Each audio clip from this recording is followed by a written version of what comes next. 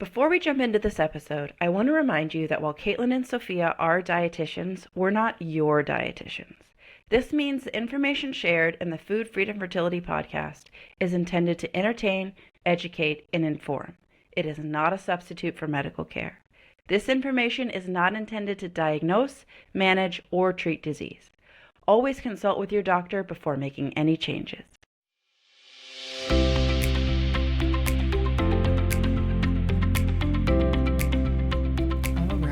Welcome to another episode of Food Freedom and Fertility. I was just texting with Sophia. Her power's out and a baby needs nursing. And so you've got me today and a very dear friend of mine, Michelle, who is like, I just can't even shout how wonderful she is from the rooftops enough. She is a Chinese medicine expert. She practices acupuncture. She works with infertility in many fertility clinics in the area that she is in. She has hosted online summits, is a podcaster extraordinaire, and now a published author, The Way of Fertility, Awaken Your Reproduction Potential Through the Power of Ancient Wisdom. Is it Oravitz? Is that how I say it? Yes, it is. Yes. Michelle Oravitz, it is a pleasure to have you on the podcast. As I hit record, I am literally thinking, how have I known you so long and known of your expertise, and we haven't had you on yet? You are literally the first expert in your space joining us.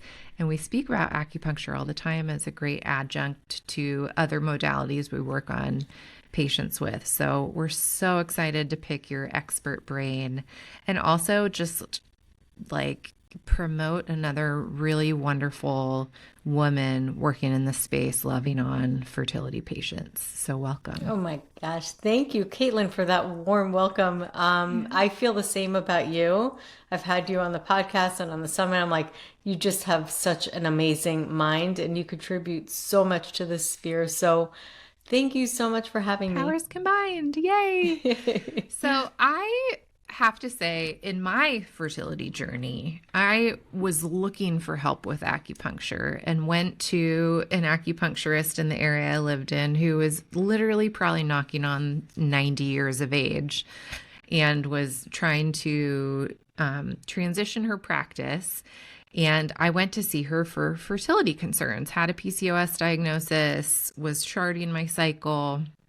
And she told me that I didn't need acupuncture and gave me Chinese tea and kind of sent me along my way and had me come back to chart our cycle. And it wasn't till months and months later that I had my first true acupuncture appointment. And since then, I've had many, many, many acupuncture appointments. I find it to be a critical part of just my general care. And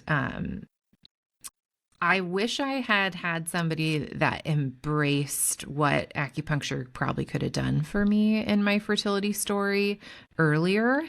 And I'll share a little bit as we talk today what I was able to treat. But more so, I'd love to hear from your perspective, maybe kind of like the superhero origin story of Michelle becoming an expert in this area and then really choosing to hone your expertise, the science, the craft in the fertility space, because it is a very unique thing to be treating and certainly has a lot of rewards, but it is also a clientele that draws on our heartstrings a lot and can be really emotional work. And to get into it and choose to stay in this area of work, I think really draws out the most passionate of people. And so I'd just love to hear kind of how you ended up where you are.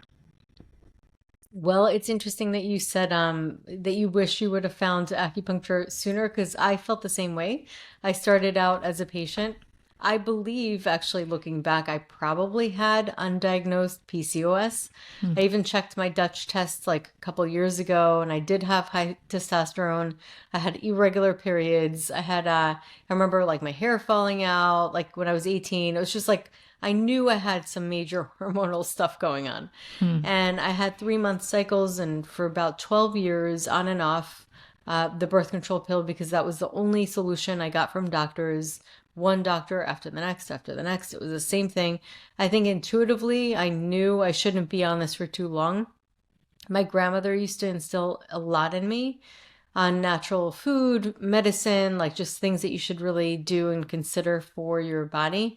And she would tell me like garlic has amazing benefits, raw honey has amazing, she would tell me all these different things and what they do. And I was always intrigued. And I think that was the first seed planted in my mind on natural medicine. And my first career, my previous life was architecture. And I Wow. was very stressed out. Huh. Lots of, very competitive, really like fast paced, crazy, multitasking constantly. And it was just a lot of stress. And I was working in New York City. So pretty much, from the time I got my period at 13 up until 25, while I was, and then around that time, I was obviously working as an architect, completely different background. I had irregular periods. And what that means is like probably 3 months of no cycle. Mm-hmm. And then when it came, I had major PMS, and then I had really bad menstrual cycle pain, and it was just, it was really bad. And I remember breaking out, like, and having also dysfunction with my circadian rhythm, which now we know impacts ovulation and also or like larger rhythm, like the 24-hour impacting that 30-day or 28-day cycle. So lots going on. And when I found an acupuncturist, it like blew my mind. And I was like, this is amazing.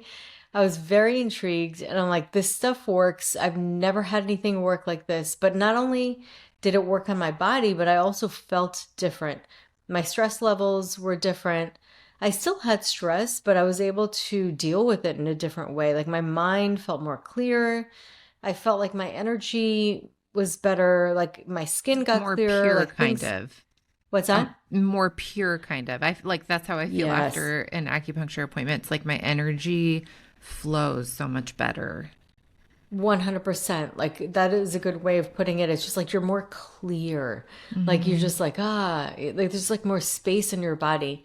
And yeah, so that was like really mind blowing to me. And I wanted to change my career. And I was like telling my mom, I was all excited about it. She goes, are you crazy?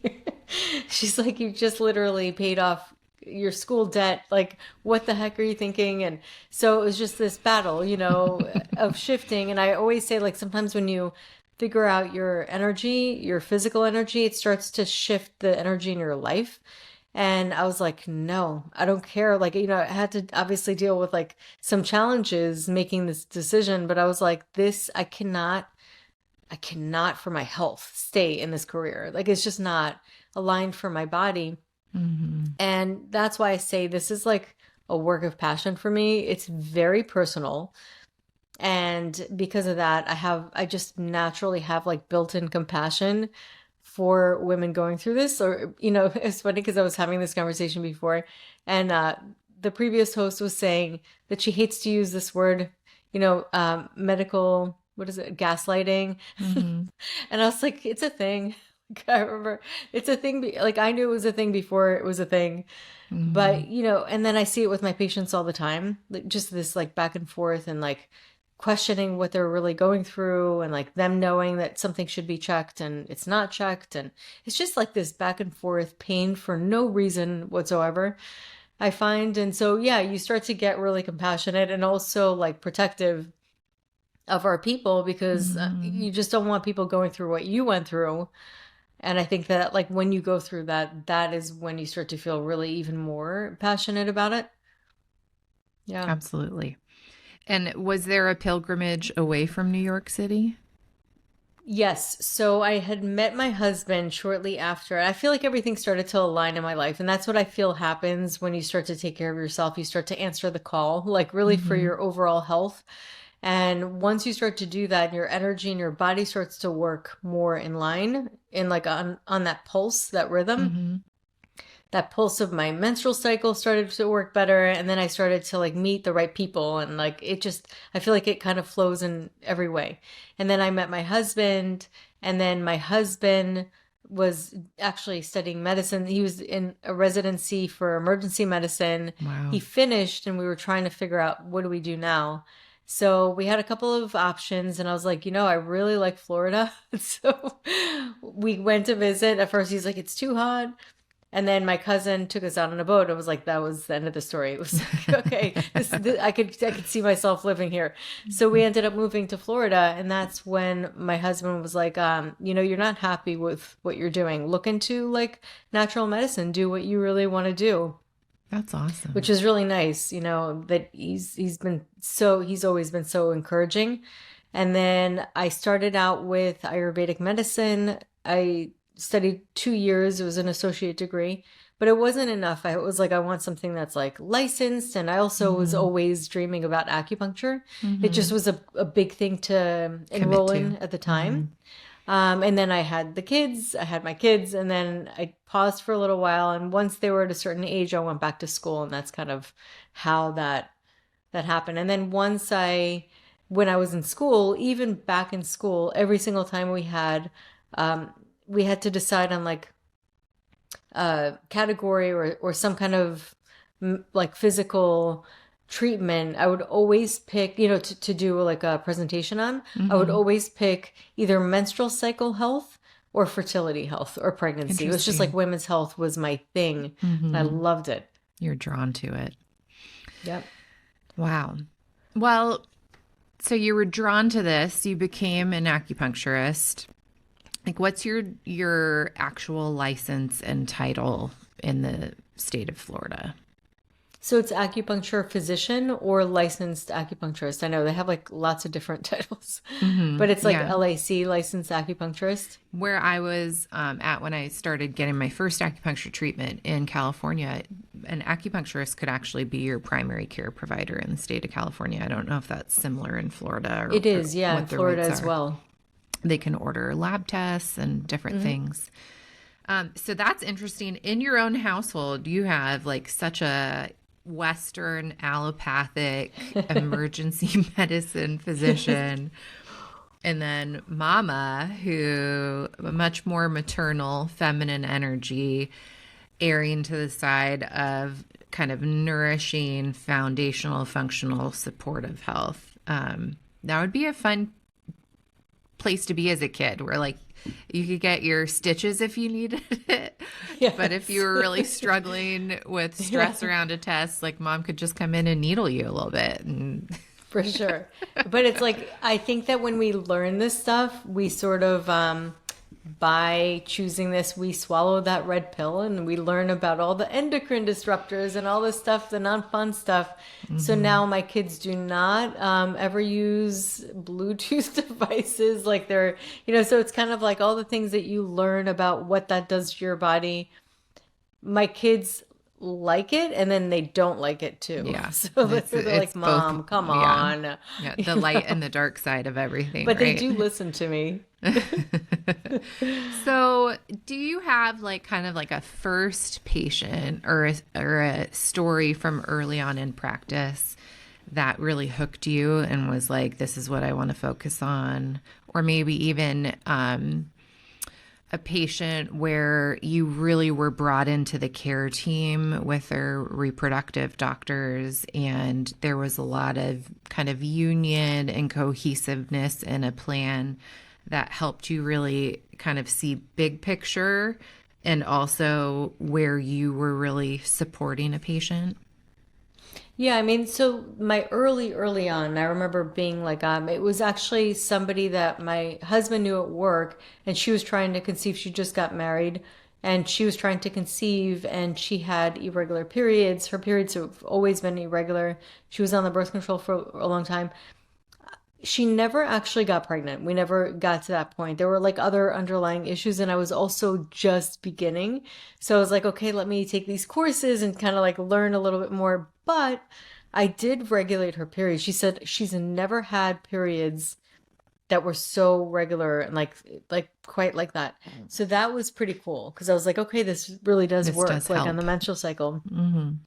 And then I remember having another patient who was trying to conceive for a while, and this was like one of my absolute first. And I remember going away, like treating her for a while. And I think while I was away, she texts me. She's like, "You're the first to know this, but I just got a positive pregnancy test." And so she was like, didn't tell anybody. And I was like so excited. And I was like, that's so cool. Like, so it was so early on. It was obviously like right at the beginning of my getting started, but seeing that, like somebody struggling and then like actually getting that positive pregnancy and then having them feel so comfortable with me as a practitioner that I'm like one of the first, I think before even her mom, she just like texted me right away. And that was, I mean, that doesn't always happen, but it was just like really, It's it special. just meant so much. It was Mm-hmm. very, very meaningful and like just really rewarding.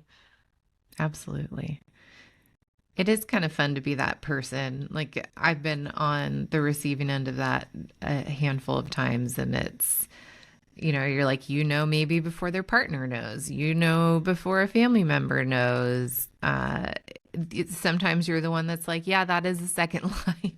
Like, is Yes, yes, this is this? true. This is true. And then, and so those are the early ones, but I've had some complicated ones where a woman came and she had a nodule on her thyroid. She wanted to do everything naturally. She had two different doctors. I often tell this story because it's so crazy. Like, one doctor in the US, another one in Greece, and the doctor in Greece said he wouldn't even like treat her, like do IVF with her unless it was an egg donor because she barely had any eggs. That's what he Mm-hmm. said.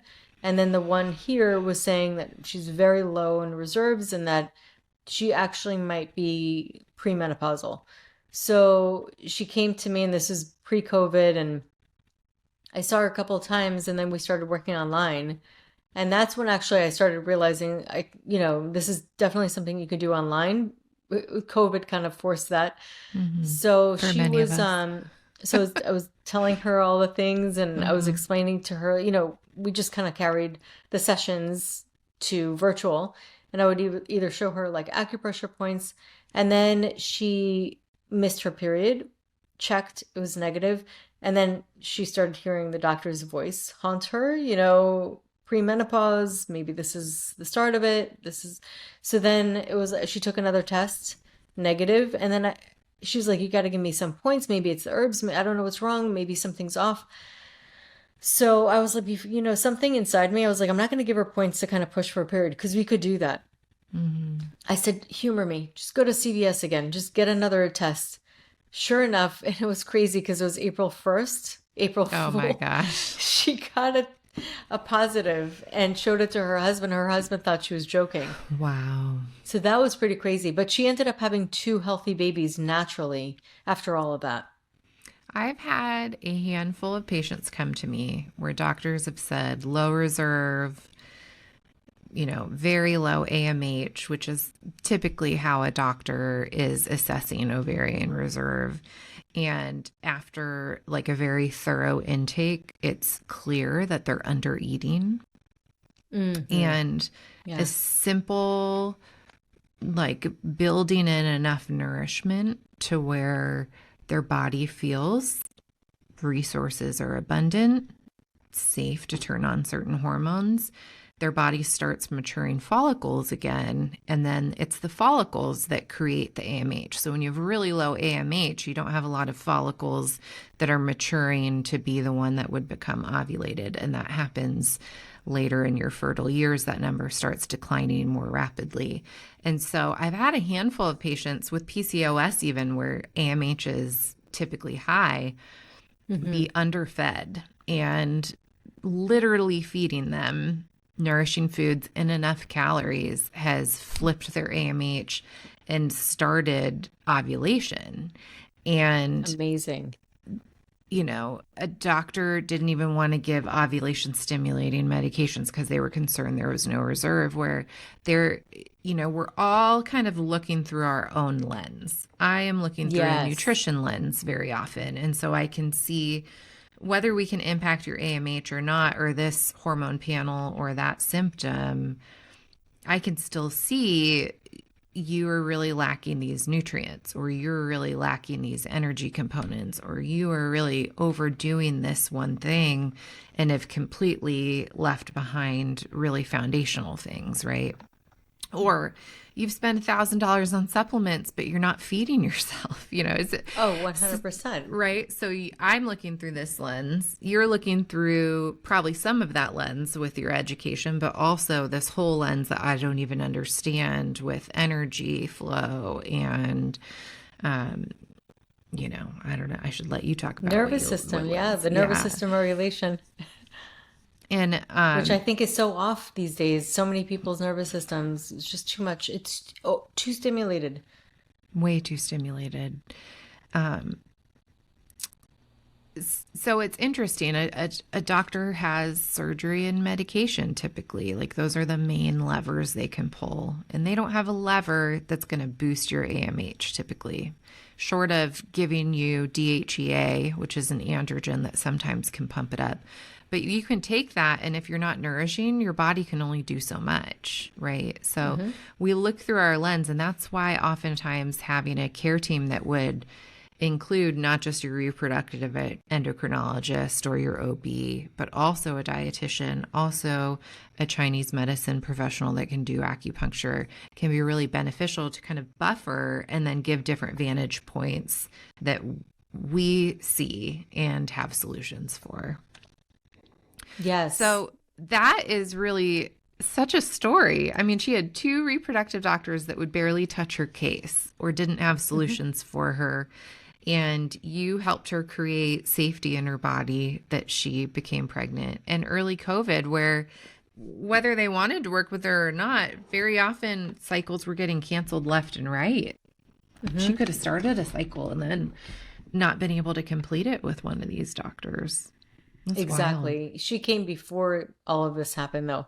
Yeah, she went to see them. But yeah, even if she did go after that, a lot of people were getting canceled cycles, and it was crazy time. Yeah. So talk about, for our listeners who may have never heard of acupuncture, like they've heard the word, they know it involves needles, maybe they're afraid of needles. What could somebody expect in a treatment, and what should they be looking for if they're looking for an acupuncturist that could join their care team in the context of women's health, hormones, and fertility? So often we talk about acupuncture, we say acupuncturist, but actually acupuncturists are Chinese medicine practitioners who typically have use the 2 major pillars, one being acupuncture, the other one being herbal medicine. Some of them will tend to specialize in one. Most do both, but sometimes you'll see people like more specific towards one. And the herbal medicine is more like the chemical, the pharmaceutical, but it's like natural pharmaceuticals of plants, and sometimes it's resins and other types of, like, even sometimes it's bones. They use all kinds of different things for the herbal medicine. And then the acupuncture is more like the mechanical. So we stimulate it with mechanical, but it's electrical. You can kind of say it's not. I'm using those words so that people can kind of get an idea of what it does in the body, but it basically stimulates channels that run deep within the body, and it helps the energy flow through the meridians. Now, not all acupuncture points, usually they belong to a meridian, and so by stimulating them, even though the meridians themselves go deep within the body through organs, those same meridians, those same channels go to certain areas where they're closer to the skin surface. And those areas are the acupuncture points where we're able to stimulate those same meridians that go deep within our body. And each acupuncture point on those meridians have their own indication, and you use them for certain reasons, specific conditions or patterns. And not all acupuncture points belong to channels. There are some that are just by themselves. They're independent of anything. And then other ones are the ears. So the ears are kind of its own thing as well. And every so often you'll find different specialties, and some acupuncturists just do ears. That's all they do. And I it's encountered pretty one of those fascinating. once. Have We you? had just moved to Wichita, Kansas, and I had like the migraine from hell. And I was pregnant with my third baby. And, it's like you're very limited in what you can take, what you're willing to take. And, Yes. I'm going to flex every modality I can before I'm going to start adding pharmaceuticals in my body when I'm pregnant. It's just how I am. And so I Totally. got in touch with this acupuncturist that I could get into same day, very old Chinese gentleman that actually had Parkinson's and was wheelchair ridden. Oh, And wow. he used the biggest needles I had ever seen an acupuncturist use. And he only did points in my ears. And I will tell you, within 20 minutes, my headache was gone. And I was like, Wow, that's God incredible. bless you, Yeah. whoever you are, and however it works. I'm not However asking you want to do questions. Take it. all my money. I'll be back next time I have a headache. Like it was That's amazing. wonderful. Yeah. But I had That never is so encountered that cool. before. Oh yeah, it's powerful. It's really powerful. I mean, so I remember taking an online class just on auricular therapy. That's what it's called. Like that's like the ears. So Hmm. the ear points basically they reflect your whole body. Like each ear has every single point in like to they can go you can go deep into the ovaries, the uterus, like Wild. for men the testes, like you could really get in there. Like and organs very specific endocrine system like so many things. And it also helps to reset the nervous system, but sometimes they'll even bleed certain areas because bleeding is a therapy as well. And sometimes I don't even Interesting. try to bleed, but the ear will start to bleed like crazy. And that's kind of like the body wanting to release some heat or stagnation. It's pretty wild. But yeah, so all of that, it's basically a way to stimulate the body's self healing mechanism. So So it's not interesting. us, we don't consider us being the healers. It's actually the Hmm. body healing itself. We're just facilitating an environment, whether it's through the chemical aspect, which are the herbals, Hmm. or through the mechanical and kind of like the circuitry aspect, where we're Hmm. trying to stimulate the energetic flow and the kind of like the vitality flow through the body so that it's able to flow better. And through that, sometimes patients will feel other symptoms arise from that. And they're like, well, I'm supposed to feel better. Why am I feeling worse? Why am I more tired? Why am I emotional? Well, sometimes that's what happens when the body starts to regulate. You're starting this new cascade Hmm. of regulation. Hmm. And it's like, I always compare it to a boat. If you have like this big rock on one side of the boat and it's like totally crooked, you take that rock out, great, but then it's going to start rocking back and forth for a little while and Hmm. you're going to get a little dizzy before it gets regulated. So Hmm. it's kind of similar to the body. Yeah, that's interesting. We're taking a break to talk about our sponsor, Fertility Cloud. In working with hundreds of you ladies, we have noticed a problem that has come up. I know it's come up for me, Caitlin. It's come up for your clients as well. And that is not only finding a doctor who is going to know how to help you, but one that wants to. We have a lot of issues here, and sometimes getting a simple blood test or actually getting a medication or talking to someone who's actually an expert in fertility can not only take an insane amount of time, but it can feel like you're fighting your doctor. Yeah, or you're playing like Russian roulette to get in front of somebody who actually cares. We are so excited to be partnering with Fertility Cloud because they have a solution for all of these frustrations. Just last week, I had a client that needed right now care, and we couldn't get her in front of an OB. And she got a same day appointment with Fertility Cloud and spoke to a reproductive endocrinologist and had a prescription that she needed in her hand hours later.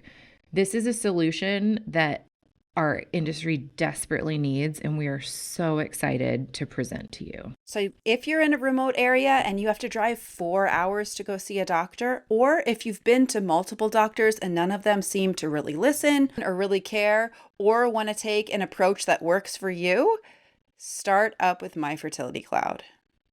My Fertility Cloud has provided us a link, so check it out in the show notes. That will get you $25 off your first visit with one of their providers.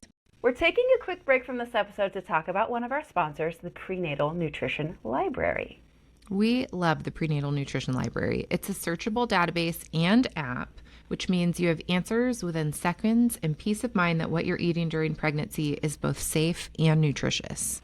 It's almost like having your own personal pregnancy dietitian in your back pocket that's going to not only tell you, is it safe to eat this? How much of that should I have? Yada, yada, yada. But give you actual meal plans so you know how to put it all together onto your plate today. And the meal plans are trimester specific, meaning, some women are kind of nauseous in their first trimester and maybe they need specific foods to help combat that.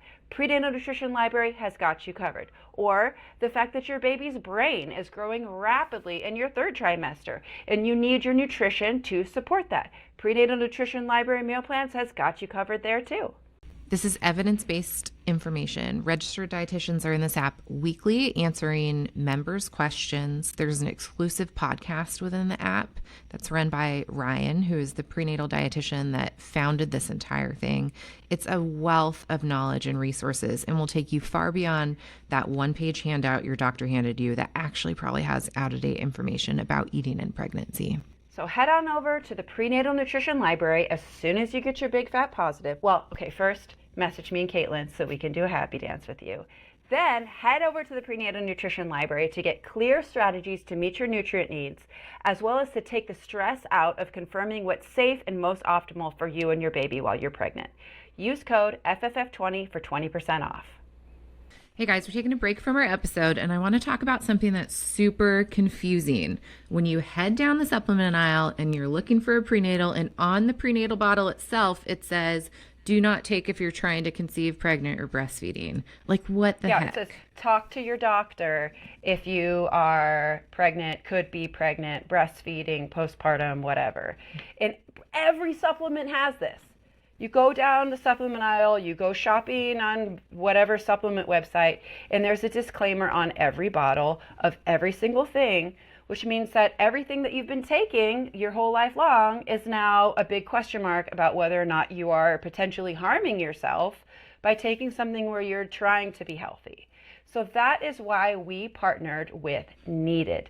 Needed is a perinatal nutrition supplement brand that has a wide array of products specifically designed for women who are pregnant, trying to become pregnant, breastfeeding, or postpartum. So it's not just that these products can work if you're in that situation, or it's probably okay if you take it while you're trying to conceive. No. These products are researched, they are formulated, and they are put together specifically for women who are trying to conceive, pregnant, breastfeeding, and postpartum. This answers so many questions. I always get asked, what can I take? It's cold and flu season. What's safe? Needed has an immune support. That's safe whether you're trying to conceive, pregnant. It's even safe for your little ones. And it's not just immune support. They've got collagen, they've got hydration support, they have digestive support, they have prenatal multi. They even made a line for dudes. Needed is somebody we're really proud to be partnering with. So head over to their website and use code FFF20 for 20% off your order. So this is maybe an odd question. You may not have encountered this question before, but we have a pretty wide Christian listener base. Not everybody who listens to our podcast is Christian, but Sophia and I are both Christian and speak about Christ on the podcast. And I love Christians. I'm Jewish, so we're kind of work together. We totally work together. But I will say in my youth, I would never have touched acupuncture. I would never have done yoga. These were things that were Eastern medicine. One of the most effective treatments I ever had with acupuncture was once I was pregnant and I had just had debilitating morning sickness, and I went and saw an acupuncturist. And I had 3 days relief, no nausea, no vomiting, no nothing for 3 whole days after treatment. And I was like, I don't know what to say, but I'm not going to stop going to acupuncture when it helps me eat better. And so I need to find a way to be okay with this in my head. And so interesting point of view, but from somebody that may be from a more conservative background and be weary of Eastern traditions or energy flow and chi and, I don't know. Do you have anything to say? I mean, what you just said actually is kind of powerful, and I think it's a good segment into it in that the body can heal itself. I believe there was a creator. I believe we were created in a certain way. I believe with the right inputs, our body can really flourish. And that is not just nutritionally, it's mind, body, soul, spirit. Like it's all of those things. But I think that there is somewhat of a reticence and a hesitancy. And I think getting to know it a little bit more can be helpful. I also think approaching it as a medical treatment versus a spiritual interaction can also help somebody be like, okay, this is more clinical than like I'm opening myself up to something. But I just wonder if you have any thoughts or can speak to that a little bit. Yeah, definitely a couple of things. Well, Jesus was a healer. He used to use energy that chi flow from his hands to heal people. So it's kind of that was like a known thing that he had that power. And so that same energy is the same energy that really makes all of us. And this is the energy that we get from the creator, from God. And so I'm very spiritual myself. Like I really do. I believe in God and kind of like always put that first in my life. And so that's one aspect. And even in Chinese medicine, they do consider like certain disturbances, and they do consider like similar, very similar, in a sense, disturbances from energies that are not quite healthy that can kind of impact a person's spirit. So most people don't work on this, but it's basically they work to get people healthy and kind of purified without having other disturbances, if that makes sense. So when your body becomes more healthy, you're able to ward off like that bad energy, if that makes sense. Yeah, it does make sense. I think too, I guess maybe I've seen 5 different Chinese medicine providers of different, one went to China to study and looked like a very white hobbit. I've seen the 80-year-old, almost 90-year-old gal who wouldn't even put a needle in me. I saw somebody, acupuncture was also really critical in helping me bring on labor in a couple instances of my pregnancies. And I saw an acupuncturist here in Wichita who had this way about her that was so comforting. And one thing I loved about her treatments was she would kind of explain to me what the points were and what they were called. And she had just this beautiful way of like, and we're putting this one in here. And this is, I can't remember what they are now. But yeah, to explain it to people. Like, oh my gosh, it was really cool. And it was like, she would do these spots that were energizing but restorative so that I could be kind of ready for labor when it came. And she also, as well as a practitioner I saw in California, did some spots kind of around my ankles that when she did them, I felt contractions. It's like, whoa. The one in California would actually put like an electronic stimulator on the needle, and when it would pulse, kind of like a TENS unit, I would literally feel a contraction when it pulls. It's like, that's incredible. You can't tell me this stuff isn't real.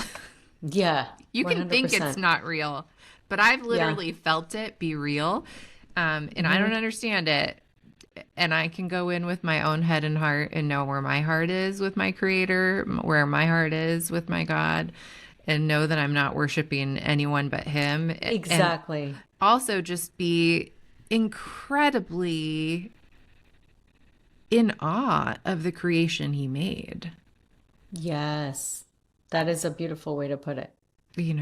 Like how could this point like near my ankle make my uterus Yes. contract? That's just wild. It's the same spot like when you're super pregnant, the nail salon ladies don't want to rub, and you're like, come on, just rub Yes, it. because they know you're not supposed to. It gets things moving too much. Yeah. So talk to me a little bit more about acupuncture for infertility. How do you approach the subject? How do you approach the body? You may know things about how someone's struggling with their fertility. You may know very little other than cycle history and what they can report. What does that look like in a treatment with you? So there's a couple of ways that we really like create our treatment protocol. First, it's always regardless of if it's fertility or not fertility, we treat based on patterns. And the idea is once you regulate the patterns mean it's like if I have liver qi stagnation, for example, it's like a lot of stress can stagnate the liver because the liver ensures free flow of energy in the body. So when that's stagnated, if that's like really the pattern that somebody tends to have, we work on regulating that. Once you regulate that, everything kind of falls into place. So it's like it pretty much is like the piece of the puzzle that the body needs to be put in place in order for it to function optimally and heal itself. So we're not like doing that. We're just facilitating that. Now, that being said, so we address the pattern, we focus on that, and then we also focus on local blood flow in the pelvis. And so there are a lot of points around that uterus area. Like we put points. Not only that, it also happens to be great for digestion as well, which, as we know, is so important for fertility health. It's so important for inflammation. It's so important for us to be able to take the nutrients from the food and also take the nutrients from supplements, And so basically, I work on that, but then so it's kind of like a symphony. So we have the base, which is the pattern. We're focusing on that, but we're also focusing on local blood flow, and we're also focusing on the time of the cycle. So working on getting things shed, helping the uterus shed during the menstruation phase, and then certain points on the ear, I'll start focusing on the ovaries and the endocrine and the ear points, still putting local points as well, so that you're supporting that follicular phase, like that ovulation or coming up to ovulation.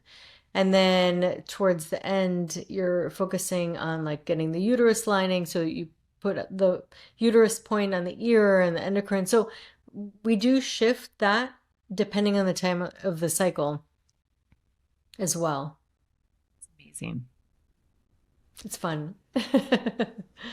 Have you built any bridges with fertility doctors or clinics in the area that you're in?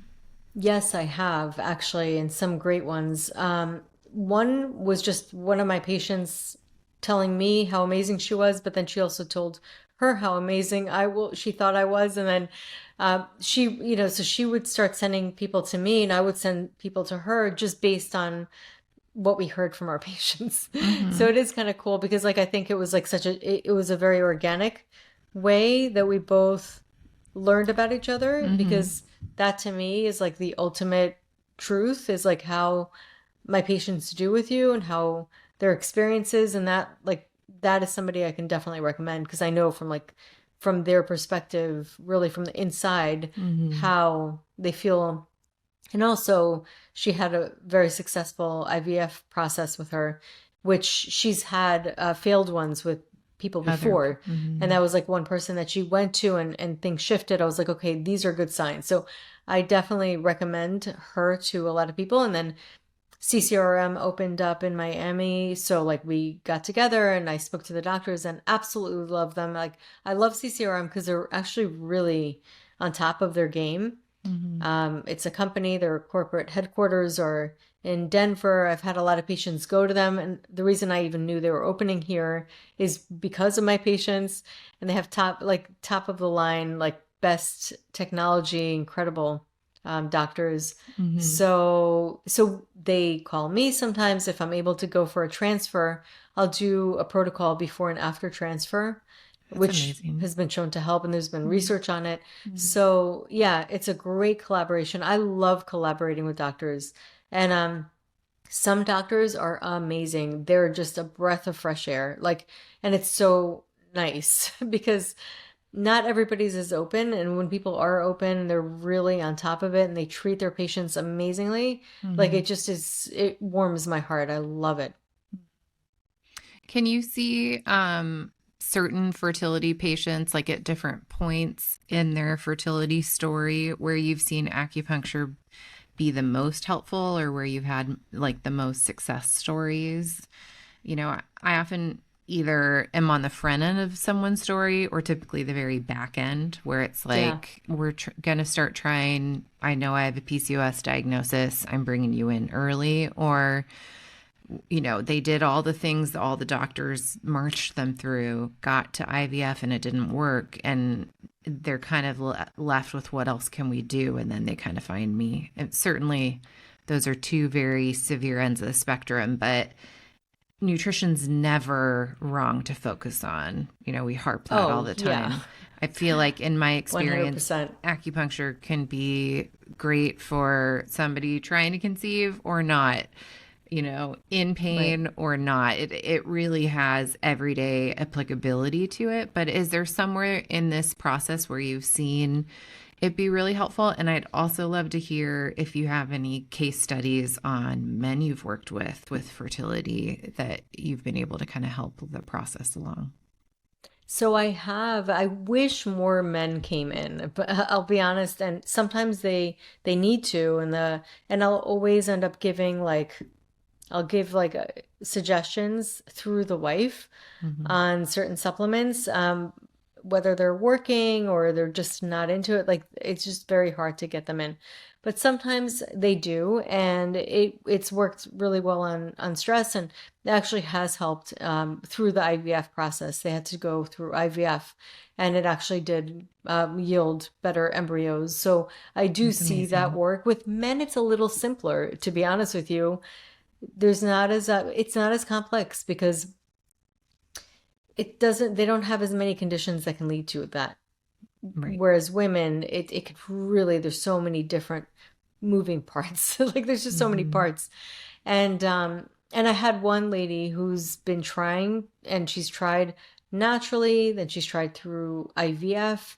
She decided to change doctors and started to come to me. And of course, I was like at the end. She was already trying for 4 years, and her Hmm. body never conceived. Like, she just never conceived, not naturally, not through IVF. So she was in the process of going through IVF, and actually, after coming to me, she yielded great quality embryos. Like, she was ready to go, prepared herself, and then boom, got pregnant naturally after 4 years of trying. Wow. And she What a has embryos story. on ice, which is awesome because it gives her that like extra Peace of cushion. But mind. like, And that was yeah. just really unexpected. She was just, what in the world like just happened? Wow. That's Yeah. amazing. Yeah. It was If you could crazy. wave a magic wand and change anything about the fertility world, where would you start? What comes to Hmm. mind? That's a good question. Um, I would love for doctors to be a little bit more, to listen to the patients and to work a little bit more with us. And that's what I would love. I would love better collaboration because I think Hmm. that conventional medicine has so much to offer. I really do believe in it. Some of the Hmm. things sometimes I'll complain, but it's not about like the medicine itself. I mean, the medicine has incredible benefits, and and I really love it when I hear doctors listening to their patients and being more human and spending a Hmm. little more time with them. It's just Hmm. that sometimes when I hear, people dismissed and things like that, that really drives me crazy. And I think it's just so personal because it triggers me because I've been in that situation Hmm. before. I would love for more collaboration between Eastern and Western medicine because I think that both have incredible like strengths, And I think if you put those two forces together, I think you could Could really be move pretty mountains. powerful. Yeah. Yeah. I mean, literally. Does Yeah. your husband have interesting insights at times on how maybe to help approach that a little bit more? Or like, I don't know, it would be so nice to have a husband that was in the physician world to be like, how do I get through to this doctor that won't listen to me or won't take this patient seriously? Yeah, I mean, unfortunately, I don't always have like access directly to the doctors unless we've collaborated before, and then I can be like, heads up, blah, blah, blah, like the person's mentioned this. What do you think? Or sometimes I'll ask other doctors actually. This was a first. I had one person who had actually two different patients coming from the same office, didn't even have PCOS or insulin resistance, and were given metformin to improve egg quality. And I'm like, Interesting. and it happened not once and then twice. And I'm like, wait, what? I'm like, that's a first. And I was like, is this just a new trend or is this something that research is showing? So then I reached out to now I can consider my friend who's a reproductive endocrinologist and asked, and he said, I've never heard of that before. I have no idea why they're suggesting that because it's not usually like something to suggest unless like you absolutely need it. But yeah, my husband just has told me this is his perspective that a lot of doctors don't like to say I don't know. And so like that's like so sometimes they'll give a diagnosis like the chronic fatigue or this or that. It's kind of like this like or the unexplained infertility diagnosis or so sometimes you just got to like give your perspective to the patient and just tell them, kind of work through them to either suggest try another doctor or really push to get more tests or, Or things an like that. answer on why they've given it to you. Like, Yes. Yeah. what study led you to consider this? And, I will say there are things I recommend that I've never read in a study. And it's just been Hmm. pure, I understand the biology behind this and the mechanism of how this Yes. works. And I've now Hmm. treated hundreds of people, and this has worked. Can't get 100%. I agree someone with you on that. get someone to fund that research study on eating eggs in the morning for your egg quality. But, Right. whatever. I'm just picking out a point. But it's interesting. I'm kind of in the trenches with you and have worked with some really amazing doctors, and you just want to clone them. You just want to say like, Yes. wow, Totally. how do I get one of you in Wichita, because I have a line of patients that would love to see you specifically, right? Yes. I totally been there. um and it's interesting. I think my generation, because we have so much information that we can access at our fingertips so quickly, we bring a lot more questions that maybe my mom's generation or my mother-in-law's generation didn't, because they didn't know the information to ask. They didn't have Dr. Google around. And I think doctors are likely very bombarded by this type of thing. And so, in a defense mechanism, are very often, you know, defending their position, or just so tired of somebody showing up with Dr. Google in their pocket that Hmm. they're not really always giving every patient a fair shake. And Hmm. it's often my RN patients or my lawyer patients or my, like very well educated, or my pharmacist patient who knows the questions to ask, has waved in front of their doctor their occupation, and so the doctor takes them a little bit more seriously. And it shouldn't be that way. Everybody should be 100%.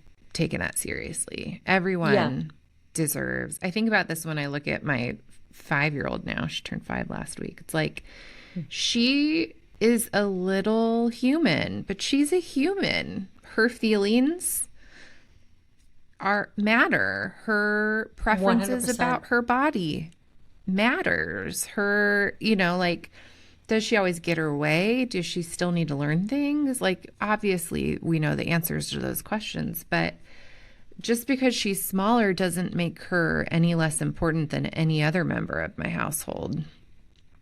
I am so on the same page with you. I just had this conversation because we were talking to my kids, and I was like, I talk to you like humans, when you were little. And I think that it makes a difference in their psyche. You're not giving them power they shouldn't have, but you could still talk to them as humans.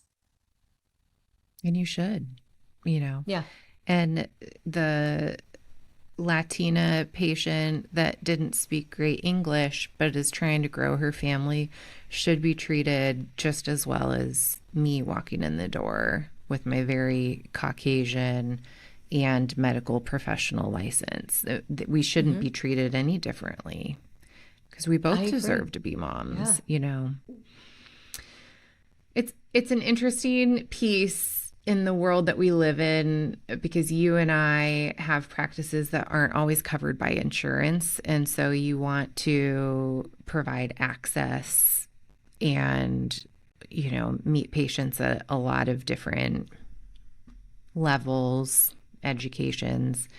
One way that you've bridged the gap so beautifully is in having a free podcast and now authoring this book, where maybe they don't have you putting a needle in their arm, but they can access some of that hard gained and fought for kind of expertise and help that you can provide. What could somebody, if they were wanting to find you, what are the resources that you would, be most excited to direct them to? And what could they maybe find at those different resources? So MichelleOravitz.com is the easiest way to find like everything because everything's there. They can find my Instagram, which is at the Wholesome Lotus Fertility, and I have lots of free resources. Sometimes I cite studies or information. I talk about food. I talk about mindset. I talk about the body's energy. I talk sometimes about Chinese medicine, sometimes humor. It depends on the We day. need it And all. then, what's that? We need it all, especially the humor. Yes, for sure. For sure. And then on my website, they can actually have access to the first chapter for free in my book. And I go into my own story and like really that I am a product of secondary infertility. And it's definitely very interesting. And it was something that I wrote really from my heart.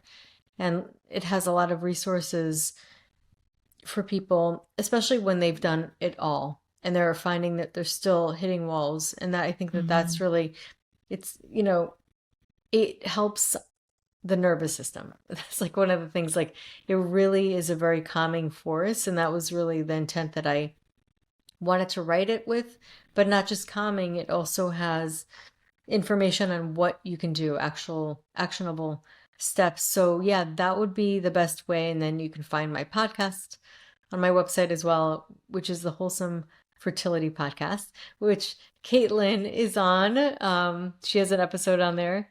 And yeah, that's pretty much it. Lots of free resources. That's so wonderful. Hey, it's me again, Sophia Pavia, registered dietitian nutritionist specializing in women's health, fertility, and optimal progesterone production. And I'm interrupting an episode of my own podcast to tell you about my online course called Ovulation Unlocked. So if you've been listening to our podcast episodes, you've probably heard a lot of things about basal body temperature, cervical mucus, cervical position, and tracking your fertility. Well, I have designed a 90-minute self-paced online course, which I titled Ovulation Unlocked, that puts all of that together and teaches you how to be the expert on your own fertility from home. This course is designed to put you in the driver's seat of your own fertility, not only so you can know what's going on with your body on any given day, but so that if you need medical help, you can show up to the appointment informed and ready to communicate. Too frequently, us women show up to our doctor's appointments and just say something like, I want to have a baby. And the doctor looks at you and says, good for you. Stop using birth control, start taking a prenatal, come back in a year if you're not pregnant. And that's all we get. However, Ovulation Unlocked puts you in the driver's seat, puts you in control of your fertility to where if you need help, you can show up to that appointment informed and ready to communicate your needs. So if you want to become the expert on your own body and your own fertility, head on over to my Instagram bio and tap the Ovulation Unlocked link today. I'm so thankful you were generous with your time. One thing that I think a lot of our listeners are maybe wondering is, how do you find the right practitioner that can help in their fertility story? So, maybe they live in Michigan, maybe they live in Washington, maybe they live in New York, and they're Googling acupuncturists near me and they see a handful of listings. Very often on websites, we might say what our specialties are, what we like to focus on. But if you were telling a friend who lived across the country how to find somebody that could really be helpful, what would you recommend to them? What questions might they ask, or certifications or licenses might they look for? It's a great question that you asked, because there is actually an organization called ABORM, ABORM, and that's for reproductive health acupuncturists learning about reproductive health. They have to take a rigorous test, and it really is a big board certification where you really need to understand reproductive health. And so people trained and who pass the test are already in such a good place, because they also have to take courses every year and CUs specifically for reproductive health. So it is a very focused training. Mm-hmm. So I would definitely suggest going on there. It's aborm.org. Okay. And there you can put your information where it says find a practitioner, where you live, and you can see, basically find people around. And there are people all over the world that are ABORM certified. Awesome. And so people all over the world, listeners in Australia or wherever, might be able to find someone with a certification near them too. Yes. Yeah. Is there, there's a lot of differences in acupuncture. You described the guy that just treats your ear or the whole body, or, some will give you a little bit of a Swedish style rub for a couple minutes at the very end.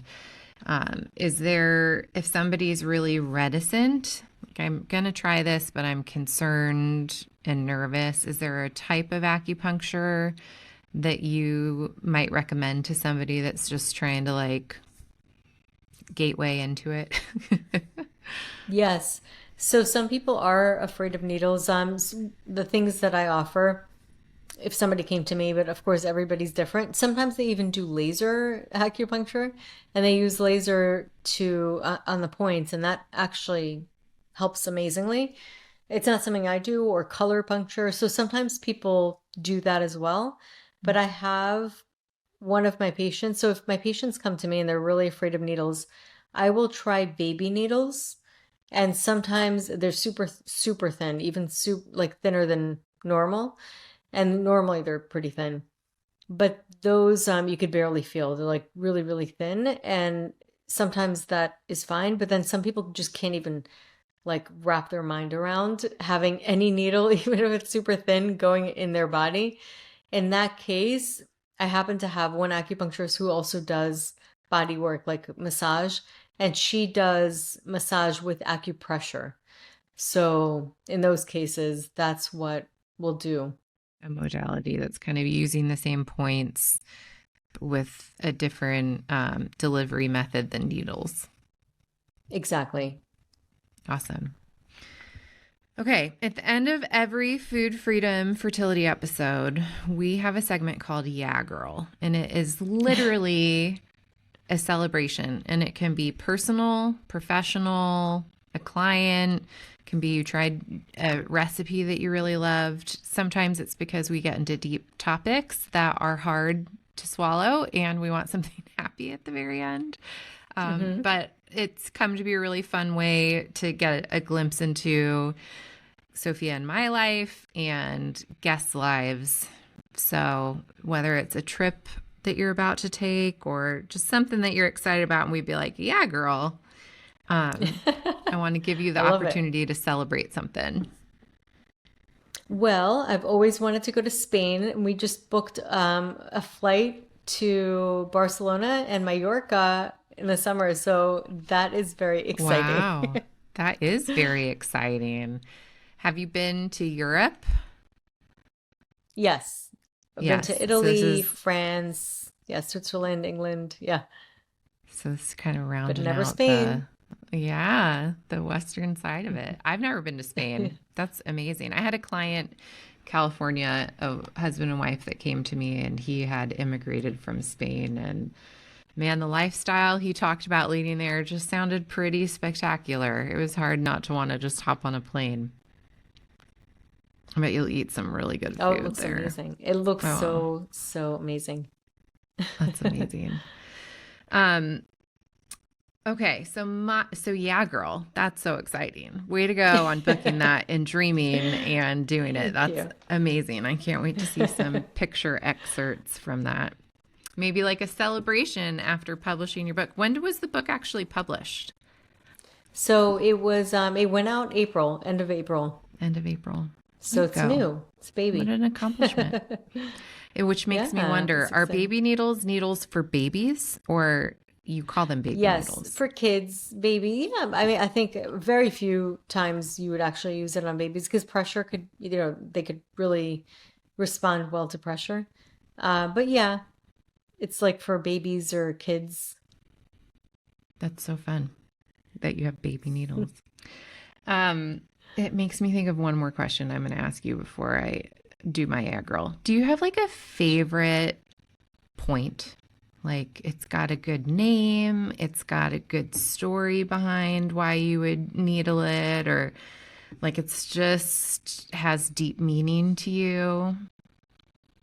So the one point that I always loved when I was getting acupuncture, and I thought it was so cool because I was into meditation, and I used to always call it the third eye point. It's like the one between your eyebrows. Mm-hmm. And I'm like, oh, that's the third eye point. And I remember Dr. Lee, who was my acupuncturist, being like, oh, third eye point, because he was like, it's yin tongue, he knew the Mm-hmm. name, but I would always call it a third eye, and he thought it was funny that I called it that.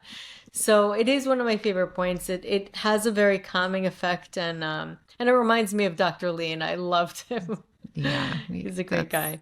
that's sweet. It makes me want to try it. I don't know if I've ever been needled there, but I can almost imagine how it would be a relaxing point. Okay, my yeah Yes. girl is that I actually cleaned out my pantry today. I was in there last night and saw a couple ants, and I was like, it's time. It's after spring. We're going to call it spring cleaning. And as I walked by it to get something in a room behind it this morning, after I had cleaned it, you freshly organized something, it's just everything is in its place and looks good. Oh my gosh, it was like I felt like I had, I don't know, gotten waxed or something. Everything felt so clean. It's so good. I felt like I had gotten acupuncture. That would be Nice. the better thing to say. Yeah, girl. All right. Well, this has That's been another awesome. episode of Food Freedom and Fertility. All those links and resources that Michelle so generously shared with us, make sure you check out the show notes. Go follow her on Instagram, give her podcast a listen, and we will see you next time.